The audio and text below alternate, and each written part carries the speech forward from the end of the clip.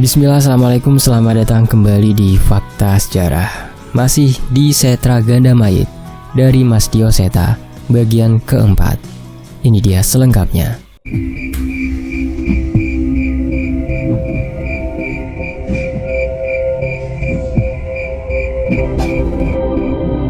Petunjuk arah yang diberikan oleh Pak Le membawaku ke sebuah desa yang terletak tak jauh dari pesisir Pulau Jawa.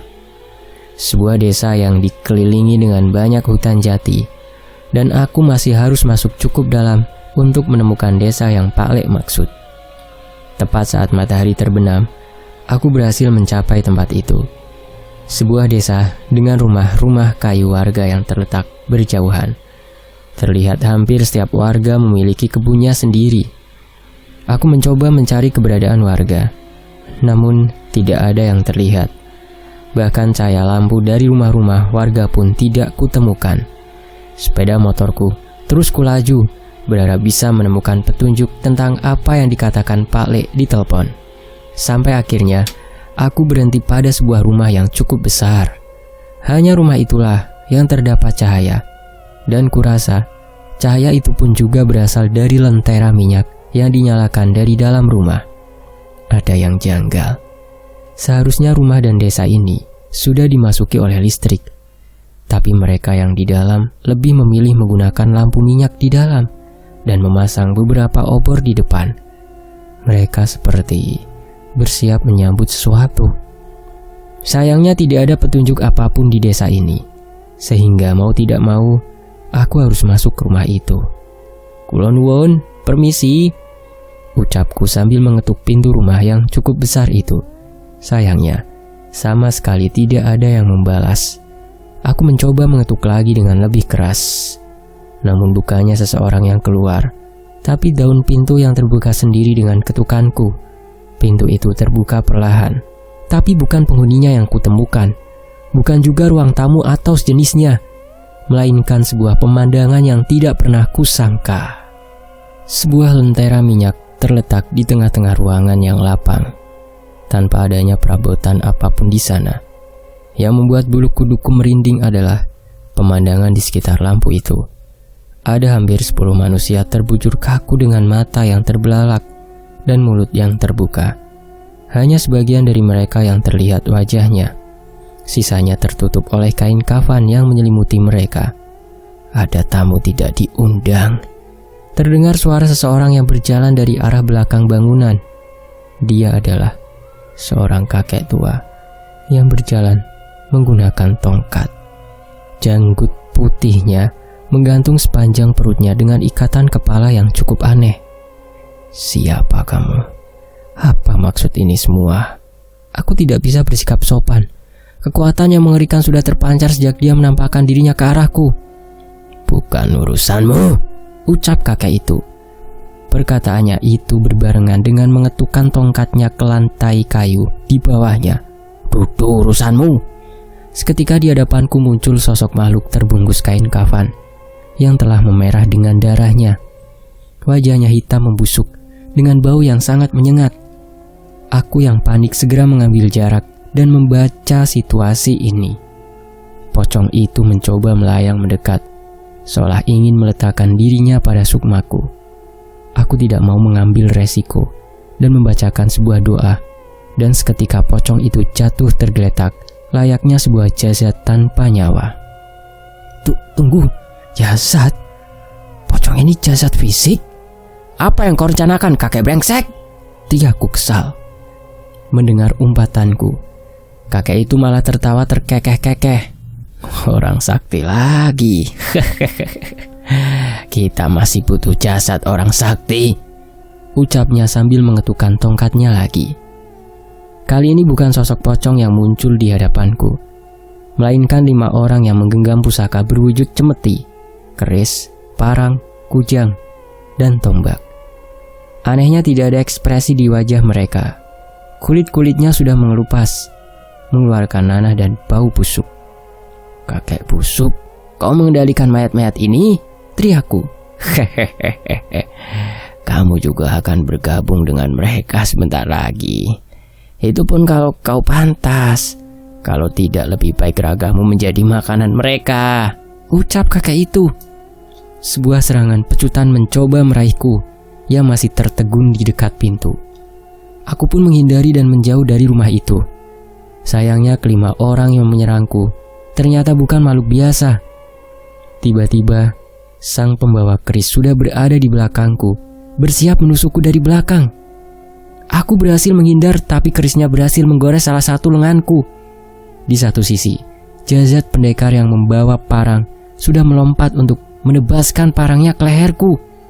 Dengan secepat mungkin aku menarik keris raga sukma dari sukmaku dan menahan serangannya. Seketika kami terpental dengan kekuatan dari pusaka kami masing-masing. Baru sempat mencoba berdiri, sebuah tombak sudah melayang hampir menusuk perutku. Beruntung aku bisa menyadarinya dan menghindar. Namun sisi perutku terluka cukup dalam dari serangan barusan. Bawa jasadnya ke dalam jika sudah selesai, ucap kakek itu yang meninggalkan kami masuk ke belakang rumah lagi. Benar-benar mengerikan. Aku hampir tidak berkutik melawan kelima pendekar ini.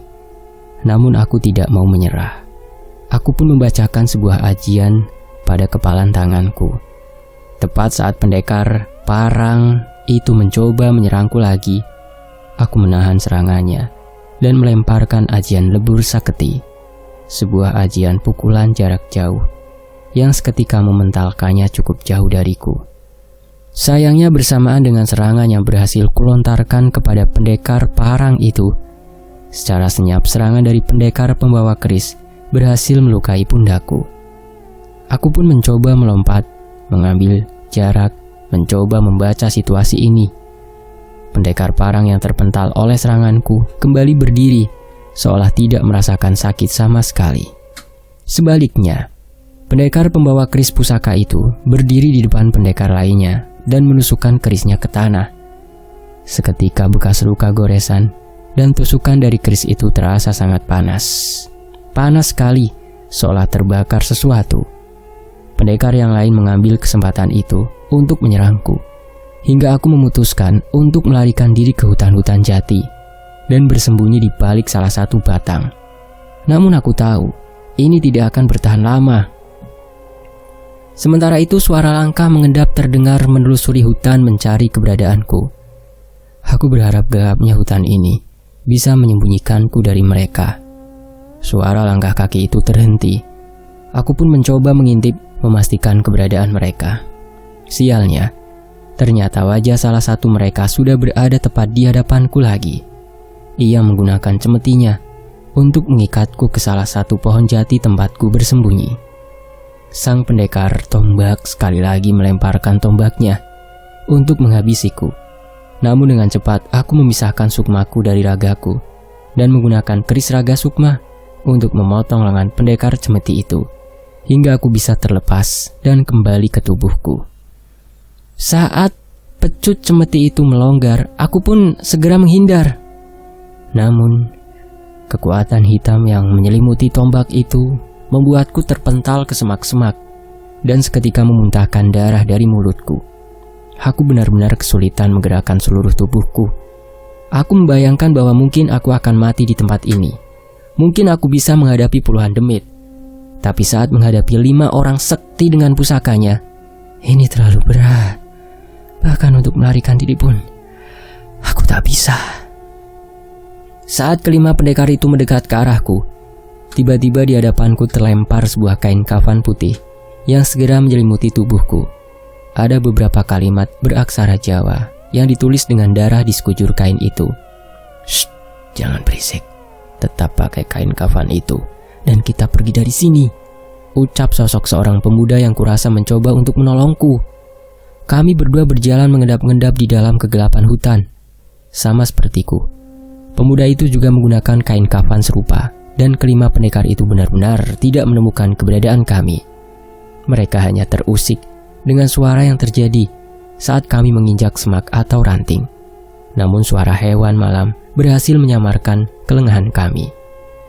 Di sisi lain, benar Eyang, ada orang di desa, ucap pemuda yang menyelamatkanku tepat saat memasuki sebuah rumah di desa yang tak jauh dari tempat yang kami datangi. Bagaimana orangnya, nak? ucap seorang pria yang sudah paruh baya yang menghampiriku dengan tergesa-gesa. Aku yang sudah merasa tak mampu menahan rasa sakit pun segera ambruk di lantai kayu rumah itu sambil menahan rasa perih dari sayatan keris pusaka pendekar itu. "Le, siapin obat. Mbah coba keluarin dulu racunnya," ucap bapak tua itu.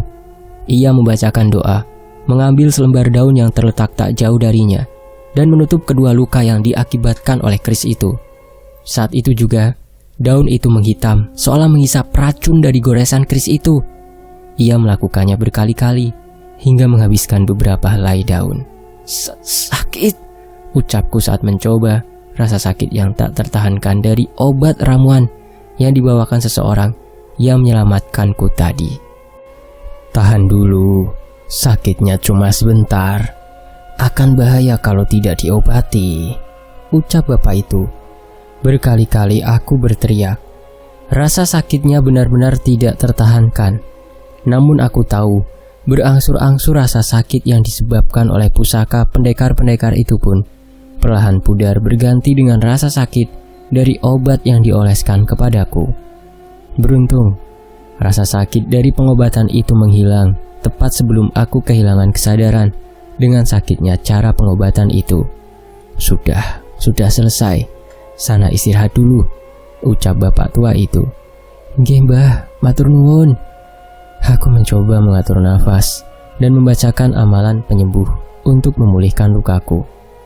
Bapak tua yang sebelumnya berniat kembali ke belakang terhenti, seolah menyadari bahwa aku juga memiliki kemampuan sebelum melanjutkan niatnya. Sejenak aku menenangkan pikiran dan memanjatkan doa kepada Yang Maha Kuasa atas kesempatan hidup yang Ia berikan sekali lagi padaku. Terdengar suara dentingan gelas dan piring yang diletakkan tak jauh dari tikar tempatku bersila sekarang. Kalau sudah agak enakan, diminum dulu. Terdengar suara bapak itu tak jauh dari tempatku berada. "Nggih Mbah," ucapku yang segera membuka mata dan mengambil segelas teh hangat yang disiapkan untukku.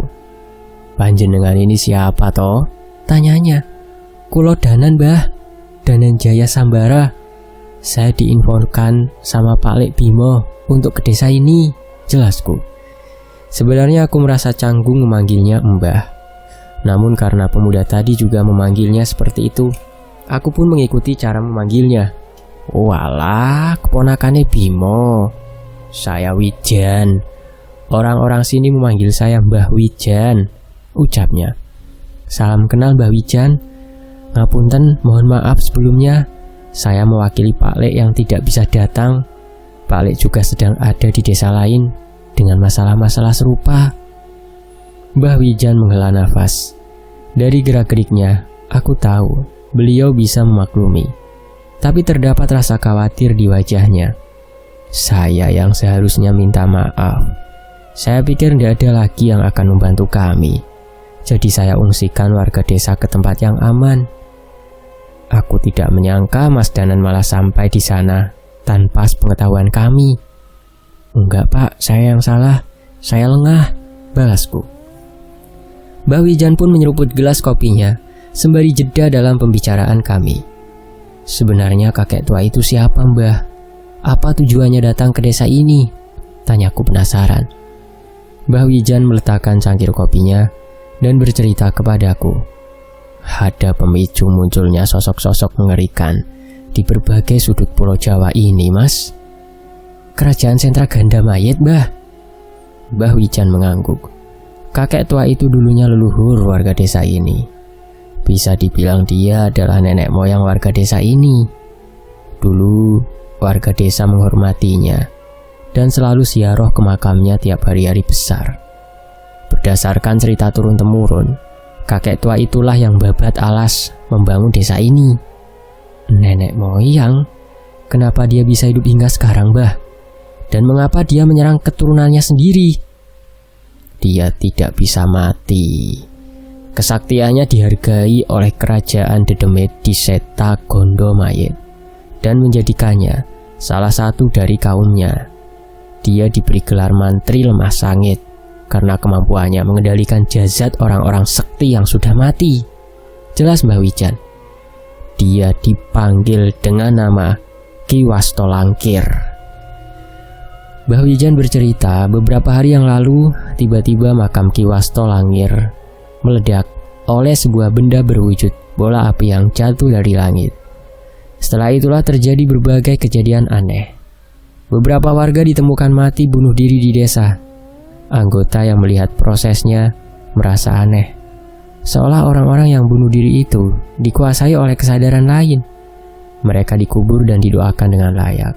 Sayangnya itu semua hanya permulaan dari musibah ini. Tiba-tiba ada warga yang melihat Ki Wastolangkir muncul di dekat desa. Setelahnya tiba-tiba jasad mereka yang mati bunuh diri hilang dari kuburannya dan pocongnya meneror warga desa. Beberapa teman saya mencoba mengusir pocong itu dan menghadapi Ki Wastolangkir. Namun sayangnya mereka gugur dan jasadnya tidak ditemukan hingga sekarang. Belakangan diketahui semua warga yang bunuh diri masih ada keturunan murni dari Ki Wastolangkir. Dan Ki Wastolangkir bisa mengendalikan jasad manusia sekaligus dengan kesaktiannya.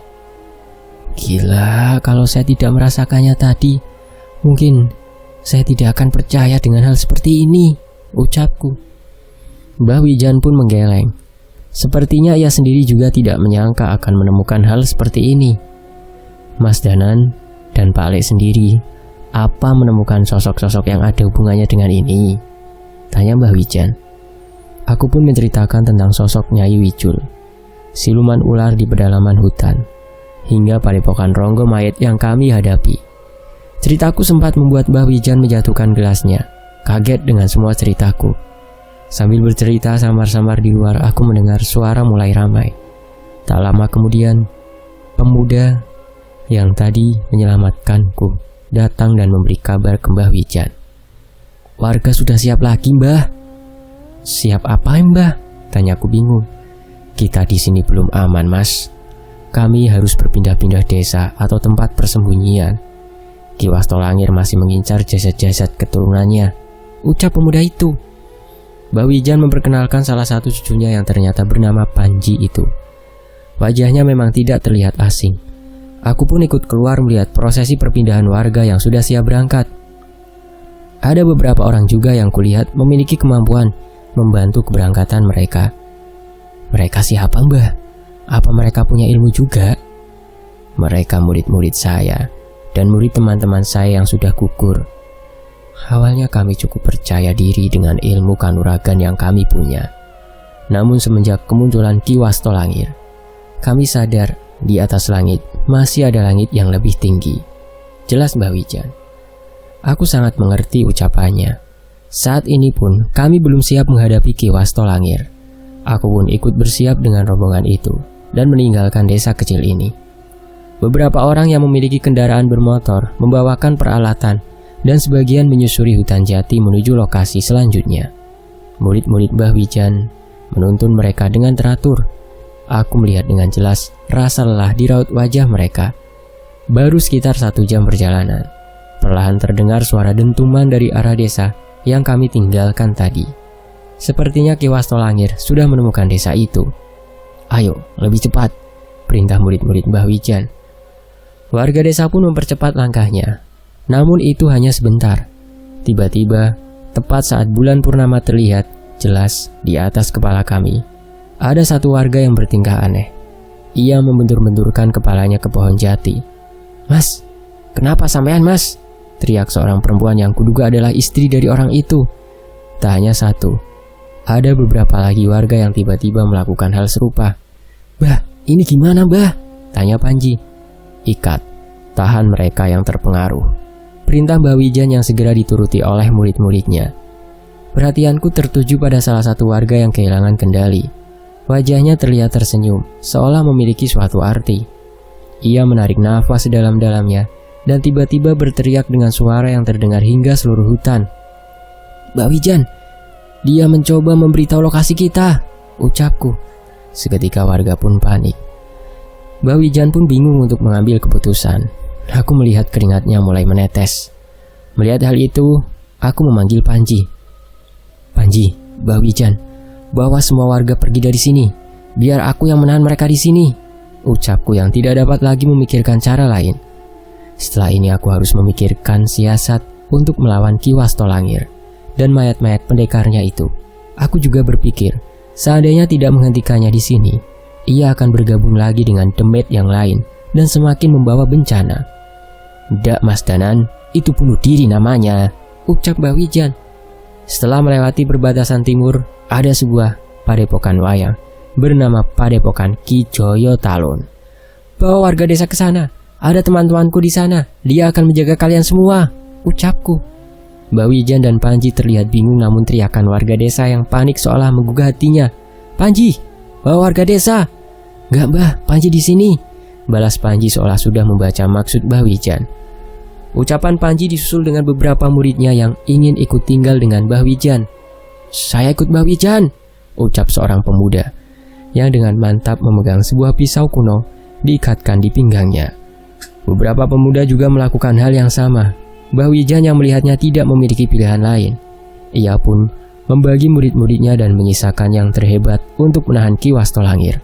"Mbah, izinkan Panji memakai pusaka ini, Mbah," ucap Panji pada Mbah Wijan sembari membawa sebuah kotak. "Tidak, belum bisa Panji. Masih ada beberapa amalan yang harus kamu lakukan sebelum menggunakan pusaka ini," ucapnya. "Maaf Mbah, Panji janji amalan itu akan Panji selesaikan setelah ini. Tapi kalau kita mati di sini, amalan itu tidak akan pernah selesai," katanya. Aku melihat niat Panji. Sepertinya ia sepenuh hati ingin mencurahkan jiwa dan raganya pada pertempuran ini. Mbah Wijan menghela nafas.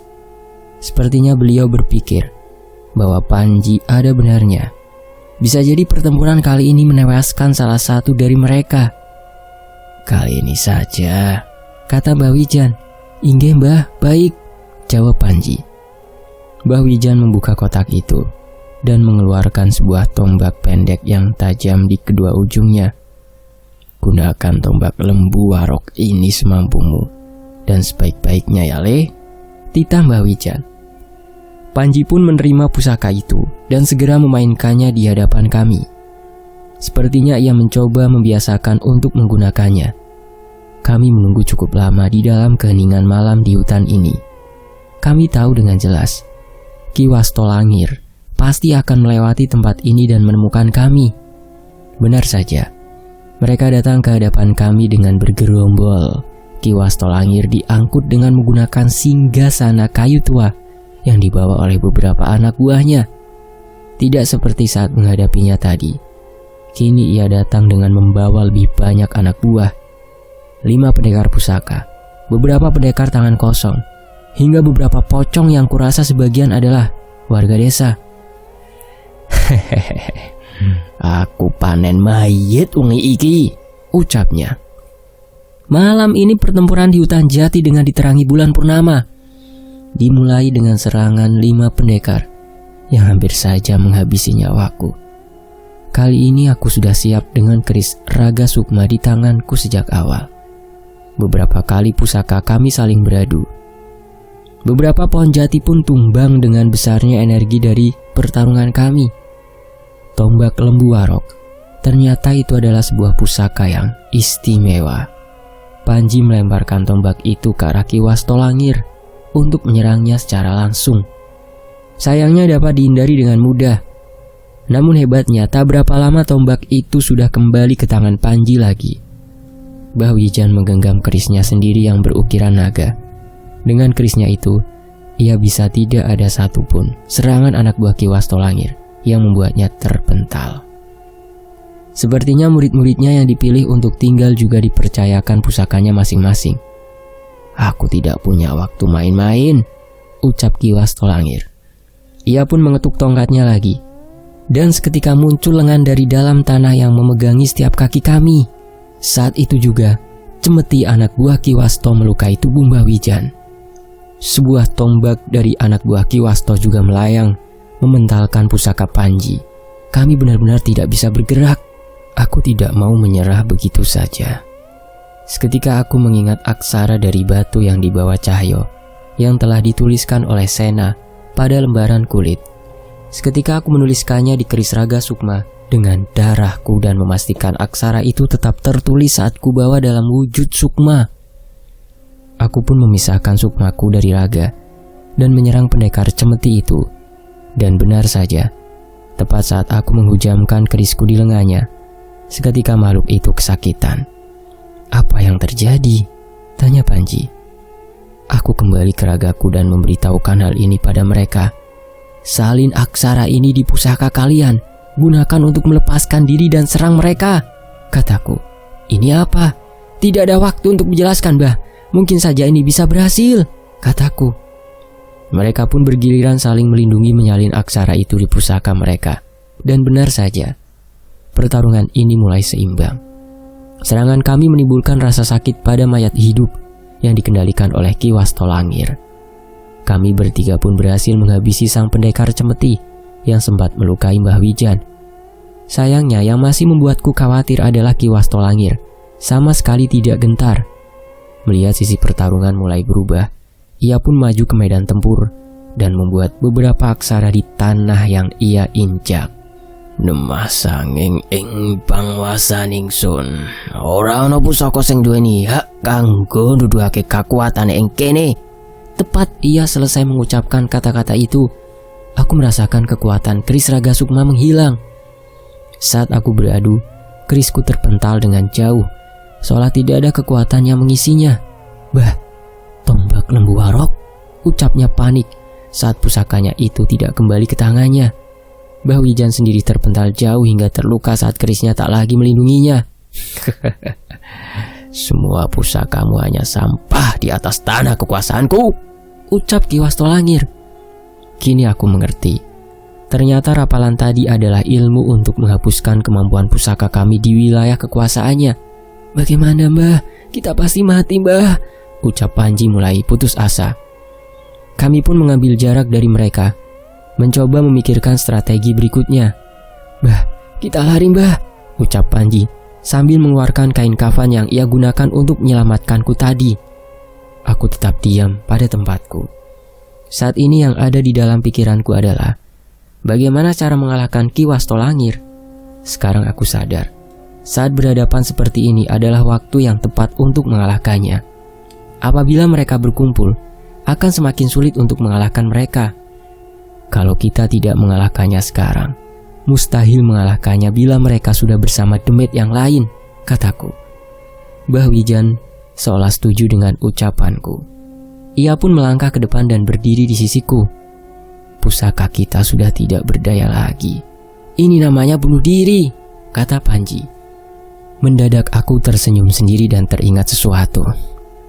Aku pernah mendengar perkataan seseorang. Dia bilang, apabila aku tidak berdaya tanpa pusakaku, berarti aku belum pantas memiliki pusaka itu. Mendengar ucapanku, Mbah Wijan menatapku sambil tersenyum. Kami pun menulis ulang aksara yang diberikan Sena di kedua lengan kami. Aku mengingat satu persatu ilmu dan doa-doa yang pernah aku pelajari dan menerjang keempat pendekar yang tersisa dan melawannya berdua dengan Mbah Wijan. Ajian lebur saketi. Aku mementalkan pendekar keris dengan pukulan jarak jauh. Goresan kerisnya akan sangat merepotkan. Dengan bantuan aksara dari Sena, kini ia tersungkur dan memuntahkan cairan hitam dari mulutnya. Mbah Wijan sepertinya juga memiliki ilmunya sendiri. Ia menghindari setiap serangan dari pendekar tombak dengan lihainya. Amalan api. Aku menahan pendekar yang membawa kujang mencegahnya merapalkan mantra. Setelahnya aku menghadapi 1 lawan 1 sang pendekar parang. Panji dan murid Mbah Wijan seolah terkesima melihat niat kami. Sepertinya kini Panji mengerti mengapa ia belum bisa dipercayakan yang memang seharusnya diturunkan olehnya. Ia pun mengingat-ingat kemampuan yang ia miliki. Murid Mbah Wijan lainnya mengikuti ilmu yang digunakan Mbah Wijan dan akhirnya bisa menghabisi pendekar tombak itu hingga memisahkan kepalanya dari badannya. Sayangnya, Ki Wastolangir yang geram kembali mengetuk tongkatnya lagi hingga puluhan mayat-mayat lain ikut berdatangan dan mencoba menghalangi pergerakan kami. Kalau mereka masih belum cukup, aku masih bisa memanggil ratusan lagi. Namun tawanya terhenti saat tiba-tiba Panji muncul di sebelahnya dengan tubuhnya yang tertutup kafan putih bertuliskan aksara kuno. "Tangkap, Bah!" teriak Panji. sambil melemparkan tongkat pusaka senjata Ki Wastolangir. Aku pun tertawa. Sepertinya aku pernah mengalami kejadian seperti ini. Mbah Wijan menangkap tongkat itu, membaca sebuah mantra, dan mematahkan tongkat itu menjadi 2. Aku melihat aliran kekuatan hitam keluar dari tongkat itu. Bocah-bocah brengsek! Sebelum Ki Wastolangir murka, Panji segera melarikan diri sejauh mungkin darinya. Namun yang menjadi permasalahan, sudah banyak dedemit yang dipanggil, dan masih ada 3 pendekar yang harus kami hadapi. Bagaimana Mbah Wijan? Bagaimana cara melawan puluhan mayat ini bersamaan? Tanya salah seorang murid Mbah Wijan. Tenang saja. Aku merasa Tuhan mempunyai cara untuk melindungi kita di pertempuran ini. Aku kagum dengan kata-kata itu. Mbah Wijan sama sekali tidak khawatir dengan keadaan ini. Aku pun menarik nafas dalam-dalam. Sepertinya kali ini aku tidak punya pilihan lain. Aku kembali menarik keris Raga Sukma ke tanganku dan meletakkannya di hadapanku. Bodoh, pusakamu sudah tidak ada artinya, ucap Ki Wasto meremehkanku. Aku tersenyum dan membacakan sebuah mantra kuno yang diajarkan oleh leluhurku. Jagat lelembut boten duwe awujud, dan seterusnya. Seketika cahaya rembulan tertutup awan dan langit semakin gelap. Perlahan hujan turun rintik-rintik membasahi hutan jati ini. Tidak mungkin, pusakamu, ucap Ki Wasto heran. Kau yang bodoh, aku tidak akan menyerang membabi buta tanpa rencana, ucapku sambil menoleh ke arah aksara yang ditulis Ki Wasto di tanah. Kini aksara itu sudah rusak tak berbentuk. Berarti pusaka kita, ucap Panji yang segera aku balas dengan anggukan sambil tersenyum. Kini Mbah Wijan dan murid-muridnya kembali menggenggam pusakanya masing-masing. Masalahnya, sekarang aku harus siap-siap menghadapi Nyi Sendang Bawel yang pasti akan menceramahiku. Sosok wanita berselendang muncul dari dalam rintikan hujan. Ia mendatangiku dengan wajah marahnya. Walaupun begitu ia tetap terlihat cantik bagiku. Kamu sudah siap mati, ucap Nyi Sendang Rangu. Maaf Nyi, maaf aku tidak punya pilihan lain. Daripada aku mati sia-sia, lebih baik aku mencoba memanggil langkah terakhir yang ku bisa, ucapku sesopan mungkin. Nyi Sendang Rangu pun melihat sekeliling tempat ini. Puluhan jasad pocong yang baru saja mati, jasad dari dalam tanah, hingga beberapa jasad hidup yang menggenggam pusaka dikendalikan oleh seseorang. Titah Sentra Ganda Mayit, ucap Nyi Sendang Rangu. Nah itu, ucapku. Diam, aku tahu ucapanmu. Siapa yang kau maksud Nyi Sendang Bawel? Katanya. Aku lupa. Nyi Sendang Rangu bisa membaca isi hati seseorang. Tapi sungguh lucu jika dia marah hanya karena kata-kata itu. Tapi kamu kumaafkan, karena kamu bilang aku tetap terlihat cantik. Aku menepuk dahiku, jelas aku tidak bisa mengerti isi kepala dari makhluk ini. Itu siapa Mas Danan? Tanya Panji. Bidadari, jawabku pada Panji dengan berhati-hati. Jangan sampai jawabanku menyinggungnya lagi. Nyi Sendang Rangu pun seketika muncul di hadapan Ki Wastolangir. Dewi penjaga sendang, tidak kusangka kau akan patuh dengan manusia rendahan seperti mereka, kata Ki Wasto. Saat Nyi Sendang Rangu mendekat, seketika wajahnya menjadi begitu menyeramkan, menyerupai mayat yang sudah mati ratusan tahun yang lalu. Mas Danan, itu! Teriak Panji yang ketakutan. Shh, aku jelaskan nanti, ucapku memotong perkataan Panji. Aku tidak pernah patuh pada siapapun, kecuali pada Yang Maha Kuasa. Segala yang kulakukan atas kemauanku sendiri, tanpa perintah siapapun, ucapnya memperingatkan Ki Wasto. Kali ini aku tahu, Ki Wasto terlihat gentar. Apalagi tongkat pusakanya kini tak ada lagi di tangannya. Tak berapa lama, hujan turun semakin deras, membasahi hutan jati. Ada kekuatan tersembunyi di setiap tetesan hujan ini. Seketika semua jasad yang dimanfaatkan oleh Ki Wastolangir terjatuh dengan berbagai roh yang berterbangan dari dalam mayat-mayat itu. Hujan ini yang memisahkan roh suruhan Ki Wasto dengan jasad-jasad itu, tanya Mbah Wijan. Aku pun mengangguk sambil tersenyum. Kini aku terduduk di tanah, berusaha menikmati luka-luka yang terukir di tubuhku akibat pertempuran ini. Sudah selesai, ucapku. Selesai? Mas Danan yakin maksud saya bidadari itu bisa mengalahkan Ki Wasto? Tanya Panji. Iya, kalau dia mau, kataku. Kami semua menatap kedua makhluk dari zaman ratusan tahun yang lalu itu berhadapan. Bergabunglah dengan Setra Gandhamayit. Kau akan mendapat jabatan yang setara, Prabu, ucap Ki Wasto Langir. Apa? Coba ulangi lagi. Kau akan mendapatkan kekuasaan setara Prabu, bahkan di atasku, ucapnya dengan ketakutan.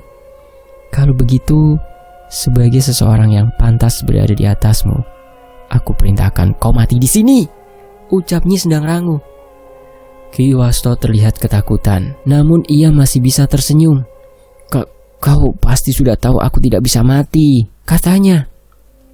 Berarti setelah ini, semuanya akan semakin menyakitkan untukmu, kata Nyi Sendang Rangu. Seketika Nyi Sendang Rangu sudah ada di belakang Ki Wasto. Ia menggenggam kepalanya dan mematahkannya hingga terpisah dari tubuhnya. Aku memicingkan mataku melihat kejadian itu. Tak cukup sampai di situ, Nyi Sendang Rangu menginjak tubuh Ki Wasto hingga hancur dan terbenam di tanah. Anehnya, kepala yang digenggam Nyi Sendang Rangu tetap hidup dan terus berbicara. Kau jin yang berpihak pada manusia. Kupastikan kau akan dihabisi oleh Prabu, raja kami, makhluk yang pantas menyandang gelar Batara, ucap Ki Wasto.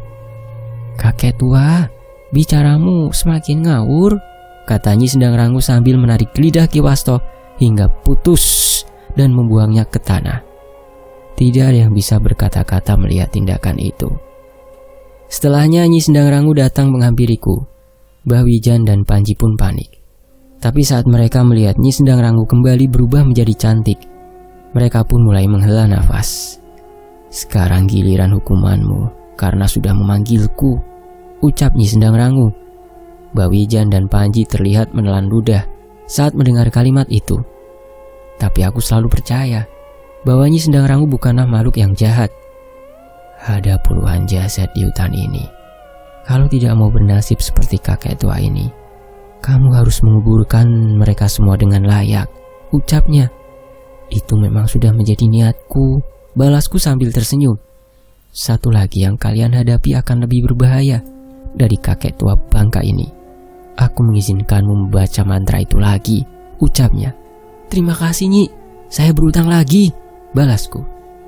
Nyi Sendang Rangu mulai menghilang di balik derasnya hujan. Namun ia sekali lagi menoleh.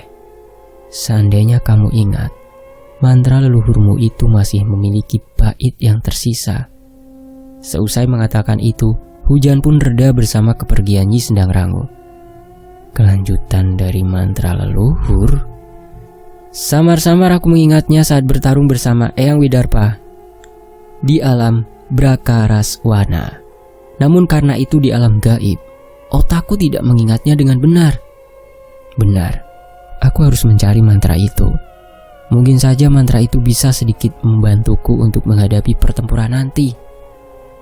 Sementara itu, di sisi lain, berita kekalahan Ki Wasto Langir segera disampaikan ke warga desa.